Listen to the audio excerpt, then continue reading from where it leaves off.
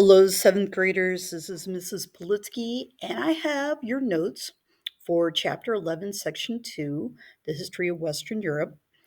This is in two parts, and if you need to pause or fast forward, or just kind of skip to the part that you need to listen to, feel free to do so. We're going to just kind of begin at the beginning here. Number 15.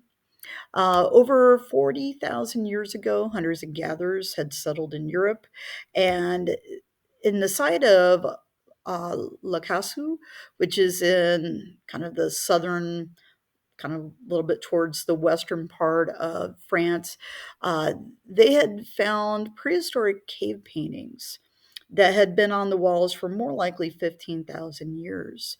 Above the map there, you can see some examples of some of the illustrations that were found in the caves. Some of these are some of the best preserved cave drawings that we have had in the history of mankind. People during this period of time also began making tools out of bronze by smelting tin and copper together to make better weapons. Granted, bronze is not as good as iron, and iron is not as good as steel, but bronze was a lot better than just straight up old cotton or copper. Also, the history of the British Isles dates back thousands of years. Some of the earliest inhabitants of what is now present day England built a thing called Stonehenge, which was built somewhere between 3100 BC, some 5,000 years ago, which is basically a pretty good calendar clock. It basically is set up so that the solstices and the equinoxes can kind of tell the people of what time of the year they're in. And today, even people gather at these sites to kind of celebrate those times of the year. The Roman Empire conquered a lot of people within Western Europe, and they brought their language, which is Latin. They built roads out of concrete, and some of them are still standing today. And they also built some buildings out of that concrete.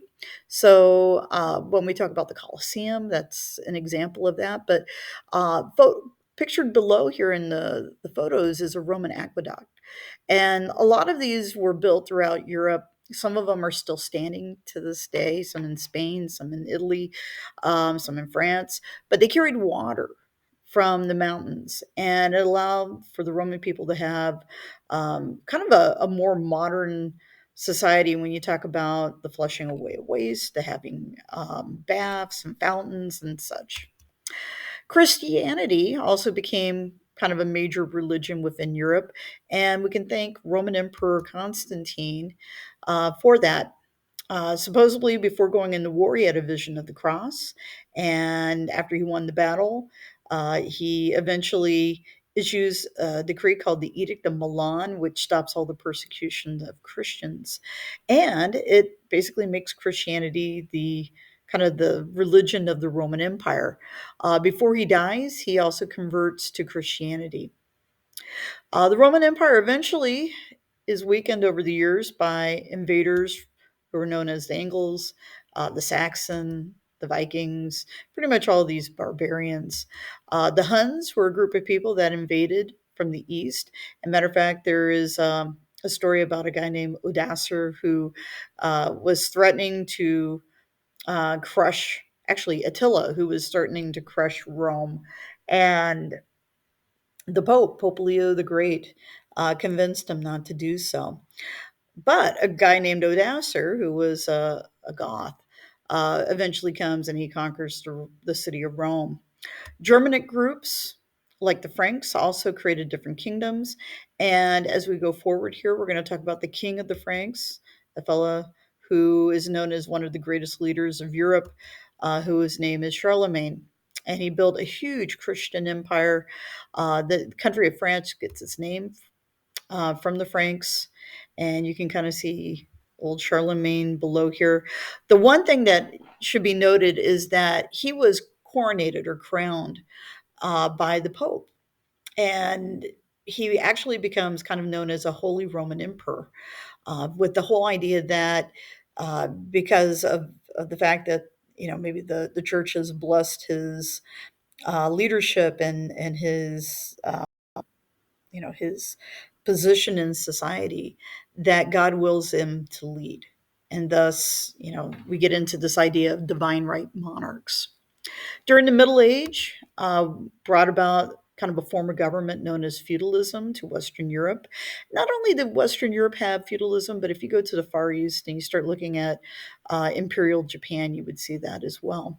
But under feudalism, kings were able to give land to nobles, who in turn uh, gave or promised the king protection or military support, and it kind of becomes this really complicated way of life. You have a king, you have nobles, you have knights who fight for the nobles and the king, and the people who are working the land are typically vassals, and they're going to be the ones who occasionally are going to be called to put down their shovels and rakes and hoes to go and fight wars. Typically, warfare was only a number of weeks during the year, so I mean it is possible that you could farm and be a soldier at the same time. Number 23, conflicts between Christians and Muslim pilgrims to Jerusalem led to a series of wars known as the Crusades. Pope Urban II called for the First Crusade to regain access to Jerusalem. And for the most part, it was pretty successful. Crusaders were able to bring back wealth and knowledge, and it changed Western Europe forever. But there would be several different crusades, and most of them were not all that successful. And we'll talk more about that when you guys get into world history as freshmen. In the year 1215, the Magna Carta, or AKA the Great Charter, is going to be established. And it establishes this principle of limited government. Because of the fact that the king at this period of time, a guy named King John, was needing more money and he had asked the nobles to hand him over some cash, the nobles got together and presented him with this document and said, you sign this or we're going to go to war with you. And John signed it. And being kind of the knucklehead he was, he signed it, but he didn't really live up to it. And eventually he's going to be ousted from power. If you know anything about the history of the name John, there have been no other King Johns in the history of the United Kingdom or England. And John is kind of the name for bathrooms in Europe or primarily England, and hence kind of how he's been memorialized over the year. He was not a well liked guy, but the Magna Carta um, certainly is going to be a document that even is an influence here in the United States when we talk about limited government, even within documents like the Constitution. So, the United Kingdom is a constitutional monarchy. It's a democracy where the monarch kind of serves as the head of state, kind of a figurehead, but all the real power lies in the hands of Parliament. It's a legislative body. And within Parliament, they select a prime minister who is going to kind of lead the government, whereas the monarch is figuratively just going to be kind of the spokesperson for the country. In the 1300s, England's king made claims to France and thus began what would be known as the Hundred Years' War, which, if you look at the bracket there with the years, it's ironically more than 100 years. The French and the English were fighting over land. That's really what it kind of comes down to. As a matter of fact, the King of England, for the most part, believed that he had rightful claims to France because of this man named William of Normandy, who is known as William the Great. But what ends up happening is the French are going to drive out the English, and they are going to kind of maintain their sovereignty or their ability to rule themselves. Kind of during this period of time of the Hundred Years' War, we have a plague that's going to strike Europe. And just if you know anything about the plague, the bubonic plague, or AKA Black Death, it actually doesn't begin in Europe. It actually kind of comes from Asia and it kind of travels the Silk Road and eventually it makes its way to Europe. And when it gets there, it is awful. Um, Lots and lots of people are killed. About 1 in 4 people in Europe die from this. So, I mean, think about that. That's a quarter of the population that dies from Black Death during this era. And as a result of that, there is going to be a whole big demand for labor because there were very few people to work, and workers began to demand payment. And so, in a way, this Black Death is kind of the end of feudalism because of the fact that, um, workers need wages and they have a certain power because there's a need for their work. So fast forward a couple hundred years, we get to 1517, and this crazy German monk named Martin Luther. Yes, he was a German monk. He was Catholic, and he was a little upset about the fact that there were some people going around asking for payment for a thing called indulgences. And that is, kind of this absolution from sin. But a lot of times when you talk about indulgences today, you have to work for it. You actually have to go to church and you have to go to reconciliation, and you have to probably make a little bit of a effort to go on a pilgrimage. But what people were doing back in Martin Luther's time is they were opening up their wallets and paying out of their pocket. And they were doing this to help the building of St. Peter's Basilica in Rome.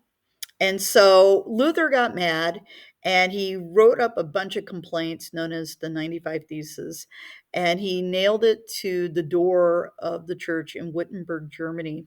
And eventually, this starts what is known as the Protestant Reformation. Notice the word Protestant, that is kind of like Protestant, those people who are protesting the church. And when we talk about Reformation, it's like reformation. We're going to change something. And so it was challenging the church, the Catholic Church, to change some things. And eventually, those followers of Luther go off and form the Lutheran faith, one of the first Protestant religions that we're going to hear about.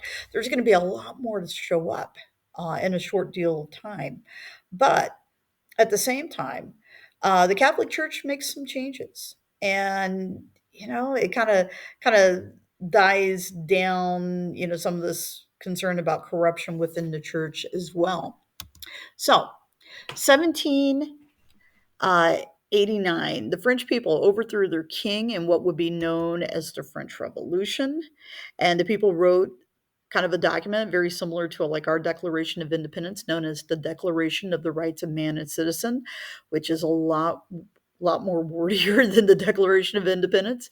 But it stated that the government's power came from the people, not from the king, which sounds very similar to what we have here in the United States.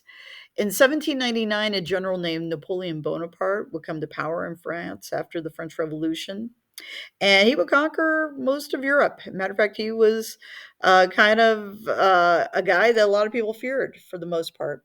He would wage war with the British and wage war with Spain and wage war with the Prussians and the Russians and you name it. By 1815, Napoleon would be conquered and he's going to be sent away. Now, granted, he was conquered once before. He was sent away and then he was brought back. But this time it's going to be for good. He's sent away, and France again became a monarchy as a result of that.